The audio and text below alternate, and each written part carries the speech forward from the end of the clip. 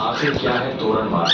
पौराणिक कथाओं के अनुसार विवाह के समय तोरण नामक राक्षस दुल्हन के घर के द्वार पर तोते का रूप धारण कर बैठ जाता और जब दूल्हा द्वार पर आता तो वह उसके शरीर में प्रवेश कर दुल्हन से स्वयं शादी रचा देता। एक बार एक वीर और चतुर राजकुमार शादी के वक्त जब दुल्हन के घर में प्रवेश कर रहा था तभी अचानक उसकी नजर उस तोते पर पड़ी। उसने तुरंत अपनी तलवार निकाली और उस राक्षस को तोते के रूप में ही मार दिया। कहा जाता है कि उसी दिन से ही तोरण मारने की परंपरा चली आ रही है। इसमें दुल्हन के घर के दरवाजे पर लकड़ी का तोरण लगाया जाता है जिस पर एक तोता बना होता है जो कि राक्षस का प्रतीक होता है। दूल्हा शादी के समय उस लकड़ी के बने राक्षस रूपी तोते को तलवार के वार से मारने की रस्म पूर्ण करता है, किंतु आजकल तोते की जगह गणेश जी या धार्मिक चिन्हों को तोरण पर बना दिया जाता है, जो कि पूर्णतः गलत है। क्योंकि जाने अनजाने में ही सही, किंतु दूल्हा तोरण के साथ साथ भगवान के चित्र पर भी तलवार से वार करता है। गोगा जी की भाभी ने नाक से कोड़ते हुए कहा, तो फिर आप कोलूमठ जाएं और वहाँ के राजा बूढ़ोजी राठौर की पुत्री कीलन दे से विवाह करके ही लौटें।